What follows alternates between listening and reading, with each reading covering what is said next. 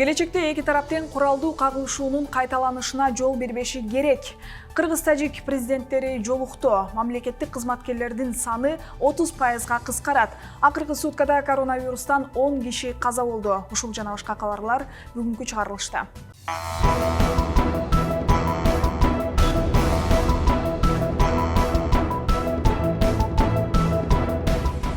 Бүгүн президент Садыр Жапаров Тажикстанга болгон иш сапарынын алкагында аталган өлкөнүн президенти Эмомали Рахмон менен жолукту. Рахмон Жапаровдун расмий сапарына Тажикстан өзгөчө маани берерин жана өлкөлөр ортосундагы эки тараптуу кызматташтыкты жаратмандык менен өнүктүрүүгө чындап кызыктар экендигин белгиледи. Тажикстан менен Кыргызстан көп тараптуу негизде конструктивдүү кызматташат. Сиздер менен өз ара мамилелерибиздин бардык чөйрөсүнүн бүгүнкү күндөгү абалы менен келечегин талкуулоого даярбыз деп билдирди ал. Жапаров болсо ушул жылдын 28-30 апрель күндөрүндө болгон трагедиялуу окуялар эки өлкөнүн элдери үчүн оор тарыхый сыноонун күндөрү болуп калганын белгиледи. Келечекте эки тараптын куралдуу кагылышуунун кайталанышына жол бербеши керек. Кыргызстан менен Тажикстандын элдери илгертен бери бир тууган эл. Кыргыздар менен тажиктер ар дайым ынак коңшулук, достук мамилелерди сактап келишкен деп белгиледи ал.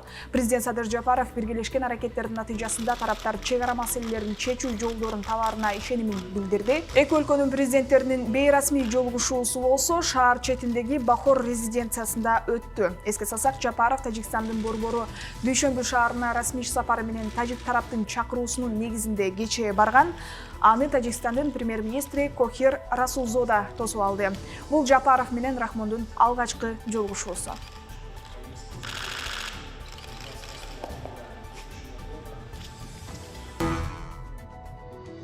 Кайталанган жана ашыкча милдеттерди жоюу, бюджеттик каражаттарды үнөмдөө максатында мамлекеттик кызматкерлердин саны 30%га чейин кыскартылат. Бул максатта президент Садыр Жапаров мамлекеттик аппараттын санын кыскартуу жөнүндө жарлыкка кол койду.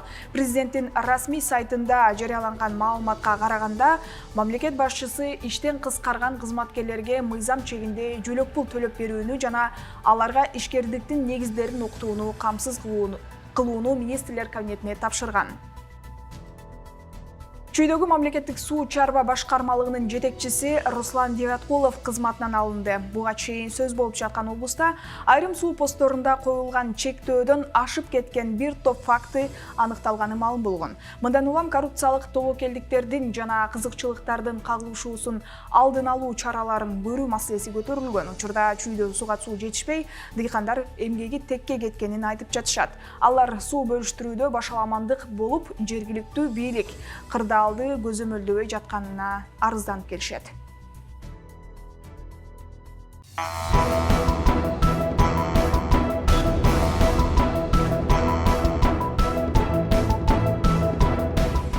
Соңку суткада коронавирустан 10 киши каза болуп, 1092 кишиден жаңы аныкталды. Каза болгондордун 4-өө Бишкекте, 3-өө Чүйдө, 1-өө Ысык көлдө, 2-өө Талас менен Жалал Абад облустарында катталды. Ушуну менен аталган вирустун курмандуу болгондордун жалпы саны өлкө боюнча 1992 кишиге жетти. Жогоруда айтылган сандар өткөн жылдын август айынан берки эң жогорку көрсөткүч. Саламаттыкты сактоо жана социалдык өнүктүрүү министрлигинин 29-июндагы маалыматына караганда, соңку суткада 558 киши сакайды. Коронавирус пандемиясы башталгандан бери Кыргызстанда 123.038 киши вирус жугузуп алды, анын 109.511 сакайды. Министрлик вирус жуктургандарды дарылоо үчүн Бишкектин ооруканаларында 73 бош орун бар экенин кабарлады. Белгилей кетсек, борбор калаада бейтаптарды жалпы 14 оорукана кабыл алса, бүгүнкү күнгө карата 7 ооруканада бош орун калбай калган. Калган 7 ооруканада жалпы 73 бош орун бар. Ал ортодо Кыргызстанда COVID-19 каршы вакцина алгандардын саны 109.700 3 адамга жетти. Алардын ичинен 77.390 адам вакцинанын экинчи дозасын сайдырды. Ал эми акыркы 1 суткада 4064 киши эмделсе, 860 экинчи рет эмдөөдөн өттү. Белгилей кетсек, 29 мартта өлкөдө Кытайдан келген Sinopharm вакцинасы менен эмдөөнүн алгачкы этабы башталган. Кытай вакцинасын 2 этап менен алуу каралган. Биринчилерден болуп саламаттыкты сактоо жана социалдык өнүктүрүү министри Алымкадыр Бейшеналиев эмделген. Андан соң 22 апрелде Кыргызстанга Орусияда өндүрүлгөн Sputnik V вакцинасынын 20 000 дозасы келген. Кошумчалай кетсек, Кыргызстанга Sinopharm вакцинасынын 150 000 дозасы июль айынын ортолорунда келери күтүлүүдө. Саламаттыкты сактоо жана социалдык өнүгүү министрлиги бардык медициналык кызматкерлерди коронавируска каршы эмдөөдөн милдеттүү түрдө өткөрүү боюнча буйрук чыгарды. Бул тууралуу медицина тармагы боюнча серепчи Бермет Барктабасова жазып чыкты. Эскерте кетсек, буга чейин дарыгерлерди эч ким мажбурлабай турганы, эмдөө ыктыярдуу түрдө болоору баса белгиленген. Бет каптары чечилди. Бул буйрук саламаттыкты сактоо жана социалдык өнүктүрүү министрлигинин чыныгы жүзүн көрсөттү, деп жазган Барктабасова. Саламаттыкты сактоо министрлиги биринчиден адам укуктарын бузуп жатат. Буйрук коркутуп үркүтүүгө, жумуштан бошотууга, айлык маянадан ажыратууга алып келет, деп кошумчалаган ал. Бул боюнча министрликтин юридика бөлүмүнүн башчысы Азамат Жумакеев төмөнкүлөргө токтолду. Эмгек кодексинин негизинде деген жумуш берген адам ошол алдында иштеп аткан кишилердин коопсуздугуна кепилдик бериш керек да. Ошонун негизинде бул вакцинация деген ошо деген жанагы ковид вируска баягы туруктуулук бериш үчүн гана вакцинация кылышыбыз керек да. То есть бул маселе деген ошо эмгек кодексинин негизинде баягы жумуш берүүчү тараптан кепилдик катарында деген вакцинация өтүш керек сөзсүз түрдө. Эгерде деген ал бирөөсү өтпөй калып туруп, ал ооруп келип туруп калгандарына жугурса деген целый больницада алып калышы мүмкүн. Эртең күнү врачтар кайерге барып деген дарыланат. Бул практика деген бул жеке эле Кыргызстанда эмес, бул деген Российский Федерацияда болуп атат, Казакстанда болуп атат, Европа мамлекеттеринин баарында тең обязательно вакцинация болуп атат. Былтыркы эле опытты алабыз деген, былтыр деген врачтардын баары тең ооруду. Бизде деген аягында врач жок калды деген дарылагангачы. Бул ошол негизинде деген баягы биринчиден деген ошо врачтардын ден соолугу, экинчиге деген ошо кызматкерлердин ден соолугуна кепилдик катарында жасалып аткан нерсе да. А сиз юрист катары жанагы врачтардын укугу бузулат дегенге кандай комментарий айтасыз кыскача? Бул жерде деген врачтардын укугу бузулат деген жөнүндө маселе жок. Бул жердечи биз деген аларды деген мисалы үчүн деген жумушка чыкпа деген жокпуз да. Биз милдеттүү түрдө вакцинацияны алып атабыз. Вирусту эң көп жуктургандар Бишкек жана Ош шаарларында. Вирус күндөн күнгө кучагын жайып, ооруканаларга адам батпай баштады. Борбор калаанын тургундары санитардык эпидемиологиялык эрежелерди так сактап, кооптулук жараткан ковидти жуктуруп албоодон сактанып жатышабы? Вакцина алган жарандарга вирус жукпайт деген туурабы? Жаңы штамдын белгилери кандай учурда билинет? Ушул жана башка суроолорго алдыдагы материалдан жооп таба аласыз. Өлкөдө коронавирус жугузгандардын саны 1092 жетти. Абалга байланыштуу эл коомдук жайларда маска менен жүрүшү керек. Бирок автобустун ичине кирсек, түшкөндөрдүн көпчүлүгүнүн маскасы жок экен. Барып сурайлы, эмнеге мындай мамиле жасап жатышкан? Вакцинация кылдым. Барыңарды үгүттөйм. Вакцинация кылыш керек. Маска барасы тагын алам. Азыр көнүп калды ошого. Башында тагынып атканбыз аны азыр. Элдин баары тагмай жүрөлү, элди көрүп дагы биз дагы ошого көнүп калдык ошо. Дагы да болсо, баягы эле медиктер айткан эрежелерди так сакташ керек. Масканы, бет капты сөзсүз түрдө кийиш керек. Өзгөчө жанагы коомдук транспорттарга түшкөндө, базарларга барганда, торговый рынокторго барганда, деги эле жанагы элдер чогулган жерлерге барганда аракет кылыш керек социалдык дистанцированияны кармаганга. Мындай көрүнүш коомчулукту тынчсыздандырып, былтыркы жылдын июль айындагы көрүнүш кайталанышы мүмкүн деген чочулоолорду күчөттү. Ошого карабай коомдук жайларда санитардык эрежелерди көзгө илбей жүргөндөр аз эмес.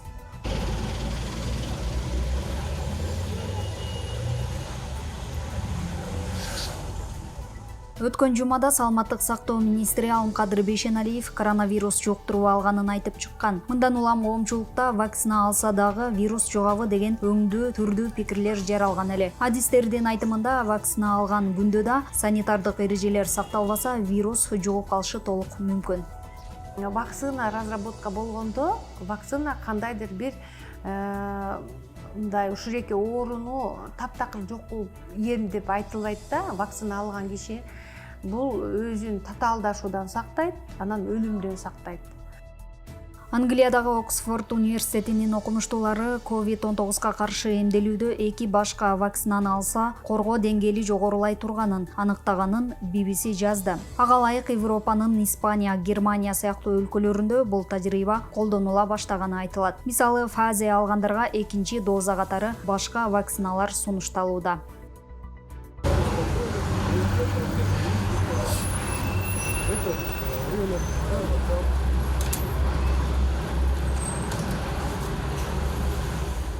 Кыргызстанда ушул күндөрү коронавирустун 3-чү толкуну жүрүп жатат. Биринчи толкуну былтыр июль айында катталган. ПЦР тесттин баасы былтыр 1574 сом болсо, быйыл 788 сомго арзандады. Ал ортодо Москвадагы Сахарова миграциялык борборунда мигранттарды бир дозадан турган Sputnik Light вакцинасы менен эмдөө башталды. Препаратты Россиядагы Гамалей атындагы борбор иштеп чыккан, мигранттардын көбү дайыма кыймылда болот. Чек арадан тез каттап, тез жамаат алмаштырат. Sputnik Light бир жолу сайлат жана мындан улам аларды эмдөө ылдам жүрөт, деди Москванын мэри Сергей Собянин.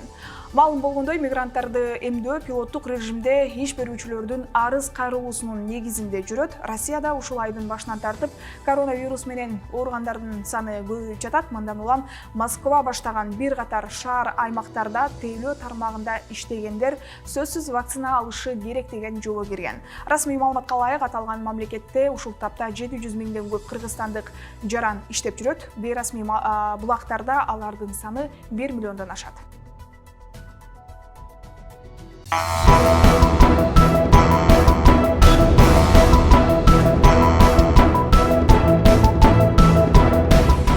Бишкекте 5 жаштагы бала көп кабаттуу үйдөн кулап түшүп каза тапты. Бул тууралуу маалыматты Октябрь райондук милициясынан тастыкташты. Окуя кече 28-июнда болгон. Милицияга Саякбай Каралаев көчөсүндөгү көп кабаттуу үйдөн баланын кулап кеткени туурасында кабар түшкөн. Кырсык болгон жерге ыкчам тергөө тобу барып, 2016-жылы туулган бала 11-чи кабаттын терезесинен учуп түшкөндүгүн аныкташкан. Тез жардам келип, наристе жандандыруу бөлүмүнөн бүгүн каза болуп калган. Факт кылмыш жана жоруктардын бирдиктүү рейстерине катталып, тиешелүү экспертизалар башталган. 2021-жылдын алгачкы 5 айында Кыргызстанда 2768 жол кырсыгы катталып, 233 киши каза болду. 4000ден ашык киши жаракат алганын Ички иштер министрлигинен билдиришти. Бул өткөн жылдын ушул мезгилине салыштырмалуу дээрлик 50%га көп. 2020-жылы өлкөдө 6000ден ашуун жол кырсыгы катталып, 760 адам каза болгон.